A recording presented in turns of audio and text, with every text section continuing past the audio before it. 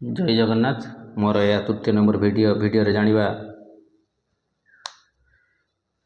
प्रबाल प्रबाल बा मूंगा बा रेड कोराल।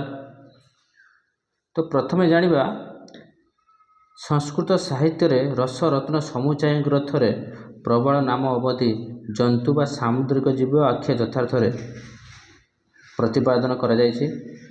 आधुनिक रत्न गवेषक वैज्ञानिक मानक सिद्धांत अनुसार प्रबाल प्रलिपि एक प्रकार भेद। यह एक प्रकार जीव जहाँ आरिस नोबिलिस कहा जाए एवं यह एक लाल स्रावकारी समुद्रिक जीव जोपाटाइट्रे रूपांतरित होता है।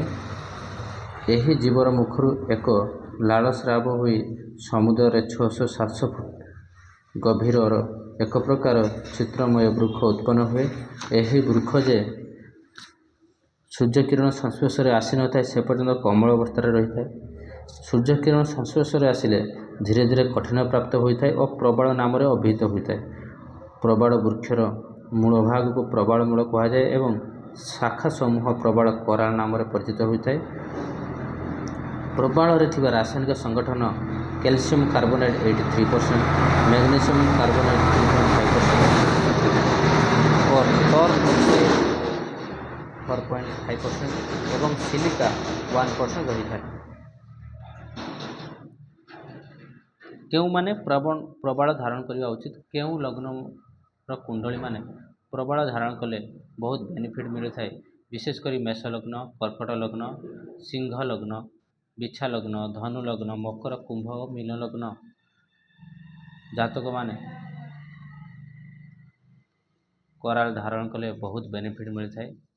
तो मेंशन करिछि मु कर्कट पाखरे लग्न अच्छी जो राशि पाखरे लग्न लिखाई से ही राशि व्यक्ति माने धारण कले अनेक शुभ फल मिलता है। प्रबाल धारण करने द्वारा हृदरोगी, मृगी तथा दृष्टि दूर होता है। पिलामानंक बेकरे प्रबाल ताबिज रूप पिंधाइले तांको श्रृंगा रोग और रिकेट्स और पेट व्यथा प्रभृति हुए नहीं। जार घरे प्रबाल रही है विद्युत, अग्नि, झड़, तूफान प्रभृति कौन सी क्षति करिपारंते नहीं। प्रबाल धारण करने द्वारा व्यक्तिर मनरु छल, माया, कपटता, हिंसा, दुस्वप्न प्रभृति दूर होता है। जो मानकर विवाहर मध्य समस्या और विवाह विलंब जुग मध्य देखा जाउछि सेमानक पक्षे प्रबाल धारण कले बहुत बेनिफिट मिलता है। प्रबाल अनुपात सर्वोच्च 3 रति और सर्वनिम्न 3 रति और सर्वोच्च 11 रति ओजन प्रबाल सोना किंबा रूपार मुदी करी पुरुष दक्षिण हस्त अनामिका और स्त्री बाम हस्त अनामिका आंगुली रे धारण करिवो।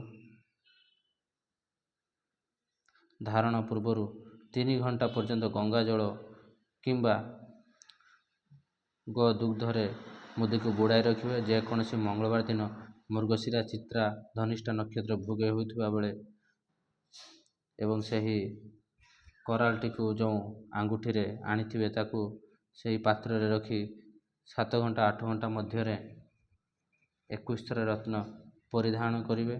सूर्य को जल दे प्रणाम करेंगे।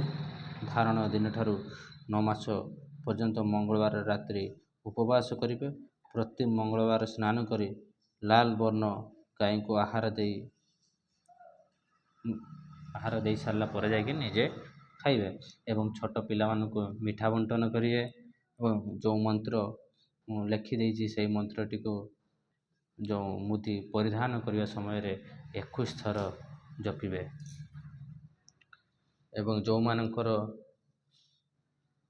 1-5 लग्न एवं पंचम स्थान एवं नवम स्थान त्रिकोण रे मध्य थिले सही समय रे आपण त्रिएंगल 3टी कोण विशिष्ट जो कोराल रुहे सही कोराल धारण कले बहुत बेनिफिट मिलता है।